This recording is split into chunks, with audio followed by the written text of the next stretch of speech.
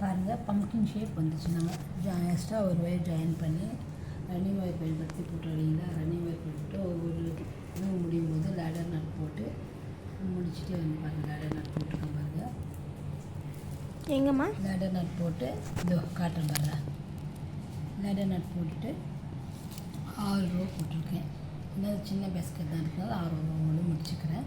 இப்போ இந்த extra attach பண்ண கொடுத்த எல்லோ கலர் ஒயரு இதை வந்து நம்ம சொருவிடணும். மடித்து இப்படி சொருவிடணும். இல்லை நான் காட்டுறேன்.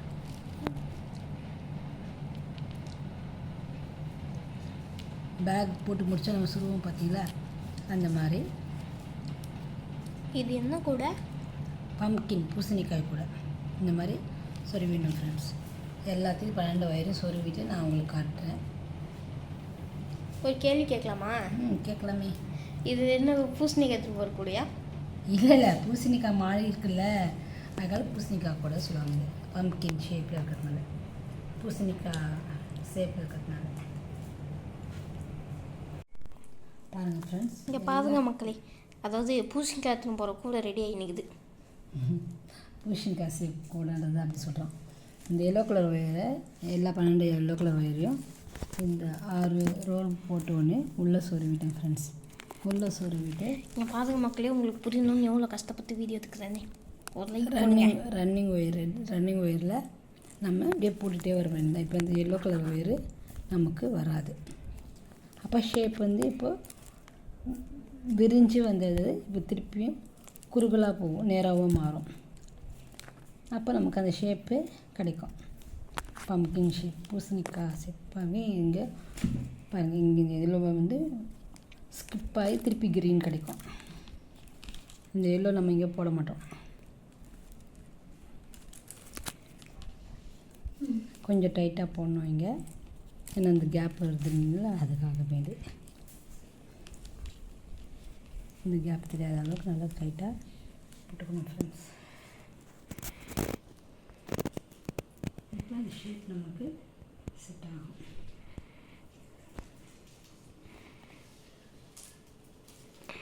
இப்போ நம்ம வந்து 3 வயலட்டு ஒரு எல்லோ, 3 க்ரீன் ஒரு எல்லோ அப்படி வரும்ல. இப்போ 3 வயலட்டு 3 மிக்ஸ்டு ஒரு க்ரீன், 3 மிக்ஸ்டு ஒரு க்ரீன் அப்படின்னு கிடைக்கும்.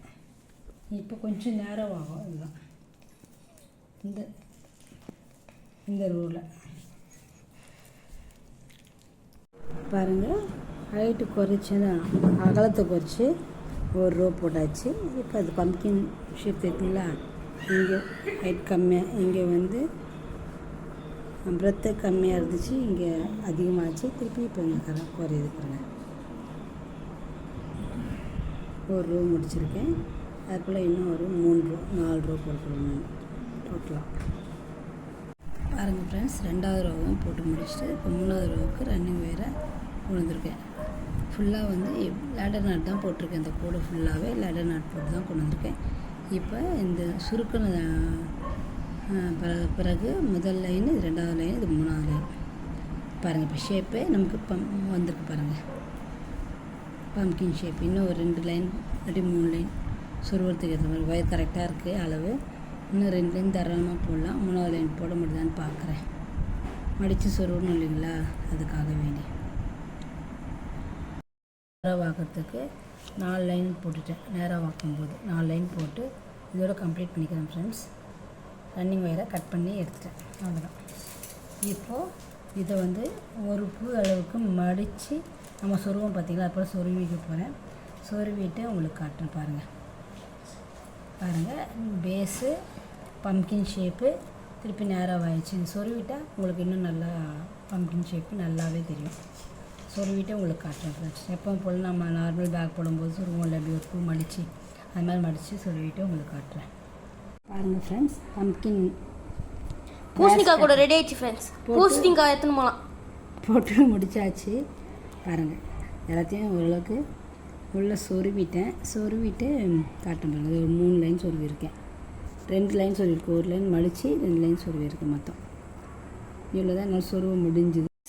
நான் சக்திவேலு. இப்போது பூசணிக்காய் கூட ரெடி ஆயிடுச்சுங்க பாருங்கள். பூசணிக்காய் போட்டு ஒரு 3 பூசணிக்காய் எடுத்துன்னு போகலாம் ஃப்ரெண்ட்ஸ். நல்லா பெருசாக இருக்குது.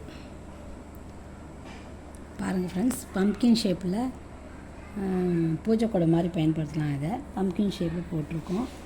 நான் ஒயரை சொருவிட்டு காட்டுறேன்னா பாருங்கள், ஒயர் நல்லா சொருவிட்டேன்.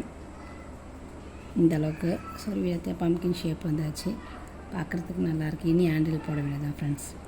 ஹேண்டில் போட்டுட்டா அழகாக இருக்கும். பாருங்கள், ஒரு 2 லைன் சொருவியிருக்கேன். ஒரு பூ நல்லா மடித்து 2 லைன் சொருவியிருக்கேன். பம்ப்கின் ஷேப்பு ரொம்ப அழகாக வந்திருக்கு. எனக்கே ரொம்ப பிடிச்சிருக்கு.